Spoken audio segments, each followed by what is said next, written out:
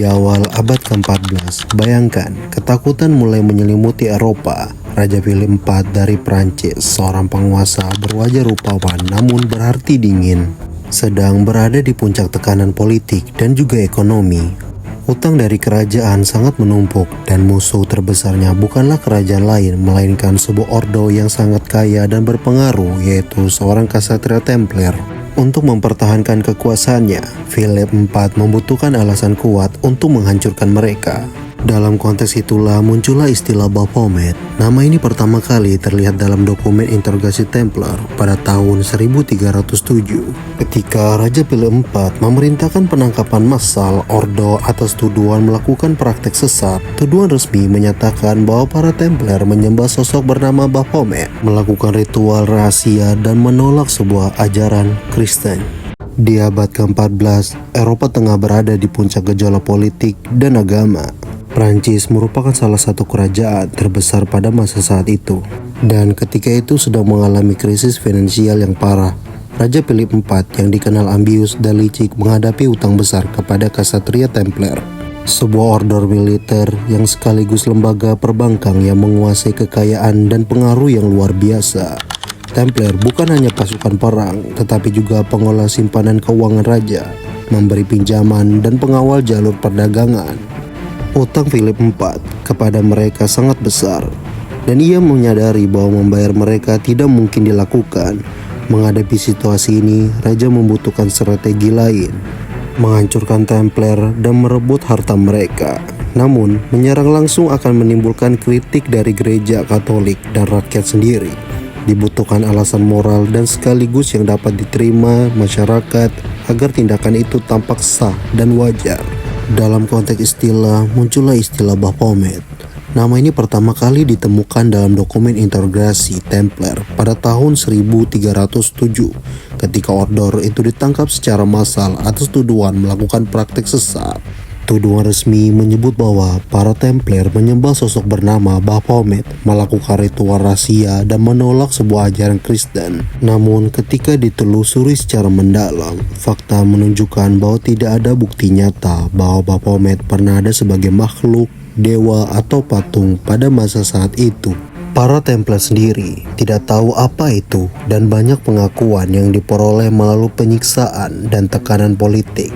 Nama Baphomet kemungkinan berasal dari kesalahan transliterasi kata Muhammad, yang pada masa itu adalah sebuah orang Eropa untuk Nabi Muhammad. Ketika itu kemudian berubah menjadi Baphomet dalam dokumen tuduhan yang disusun oleh pihak yang ingin menghancurkan sebuah Templar.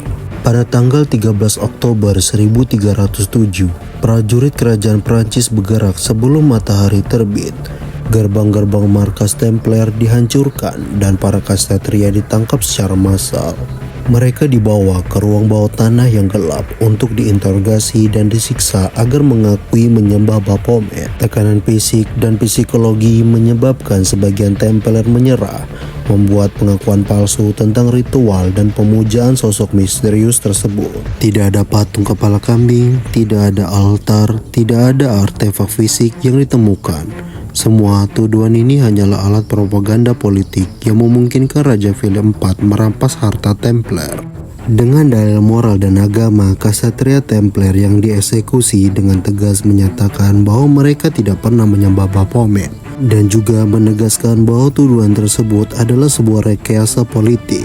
Seiring waktu, kabar tentang Baphomet menyebar ke masyarakat, dan imajinasi rakyat mulai membentuk citra makhluk tersebut. Dalam bayangan mereka, sosok itu digambarkan aneh dan menyeramkan. Kepala kambing, tubuh manusia, mata merah, bahkan memiliki sayap hitam. Semua ini adalah hasil ketakutan, rumor, dan propaganda, bukan kenyataan. Tidak ada bukti fiksi yang mendukung gambaran tersebut. Namun, citra ini kemudian menjadi dasar legenda yang bertahan hingga ratusan tahun sampai berikutnya. Setelah Ordo Templar dibubarkan dan peristiwa tuduhan Baphomet lenyap dari catatan sejarah, namun itu tetap hidup sebagai rumor dan legenda selama berabad-abad. Hingga abad ke-19, seorang filsuf dan oktualitis Prancis bernama Eliphas Levi menemukan kata Baphomet dalam catatan sejarah dan memutuskan untuk menghidupkan kembali sebagai simbol. Levi yang tertarik pada filosofi oktualisme dan simbolisme menggambarkan sosok Baphomet dengan kepala kambing jantan, tubuh manusia, sayap, tangan menunjuk ke atas dan ke bawah, serta obor di atas kepala. Menurut Levi, Baphomet bukan makhluk gaib, bukan dewa, dan bukan iblis, ia adalah simbol filosofi. Sosok ini melambangkan keseimbangan dalam kehidupan antara terang dan gelap, insting dan akal, kekuatan, kelembutan, dunia fisik dan dunia spiritual. Tiap elemen pada gambar Baphomet memiliki makna simbolik. Kepala kambing melambangkan naluri dengan insting manusia. Tubuh manusia menunjukkan akal dan kesadaran. Sayap menunjukkan kebebasan dan aspirasi spiritual. Tangan menunjuk ke atas dan bawah, menyiratkan konsep atau hubungan antara langit dan bumi, serta obor di kepala melambangkan pencerahan dan kesadaran. Pada abad ke-20, simbol ini mulai dipakai oleh kelompok oktualisme modern dan masuk ke budaya populer.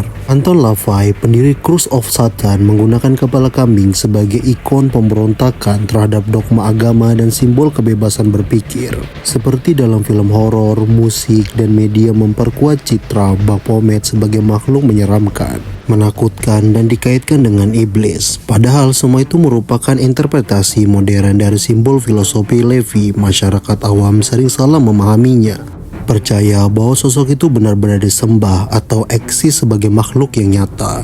Tidak ada bukti histori bahwa ada budaya, peradaban, atau kelompok yang benar-benar menyembah kepala kambing pada masa Templar atau peradaban kuno manapun. Semua tuduhan penyembahan pada abad pertengahan adalah propaganda politik, dan semua gambaran atau patung modern adalah simbol, bukan artefak sejarah. Dari persepsi filosofi, Baphomet mengajarkan beberapa hal yang bisa dipahami secara universal. Pertama, keseimbangan. Setiap manusia memiliki sisi gelap dan terang, kekuatan, kelembutan, naluri, dan akal. Sosok Baphomet menekankan pentingnya memahami kedua sisi dan hidup dalam kesadaran penuh dan dualitas. Kedua, transformasi dan pencerahan. Obor di kepala dan simbol perubahan pada tubuh mengajarkan bahwa manusia harus berkembang dan menyadari dirinya sendiri, menggabungkan naluri dengan akal, intuisi, dan logika. Ketiga, kritik terhadap dogma dan otoritas seperti yang dilakukan Levi dan kelompok modern. Simbol ini mendorong manusia untuk berpikir kritis, tidak menerima dogma secara membuta, dan memahami hakikat kehidupan. Dengan demikian, sejarah Baphomet memberikan banyak pelajaran. Pertama, nama atau istilah yang muncul dalam sejarah tidak selalu mencerminkan keyakinan. Kedua, propaganda politik dapat menciptakan legenda yang bertahan ratusan tahun. Ketiga, simbol-simbol modern seperti kepala kambing Baphomet mengandung filosofi mendalam tentang dualitas. Keempat, budaya populer dan media dapat mengubah persepsi orang awam hingga legenda menjadi misteri atau makhluk nyata, padahal faktanya adalah simbol dan interpretasi. Secara kronologis, rangkaian peristiwa ini jelas. Abad ke-14 muncul tuduhan politik terhadap Templar dengan nama Baphomet. Abad ke-19, simbol kepala kambing dihidupkan kembali oleh Levi sebagai filosofi.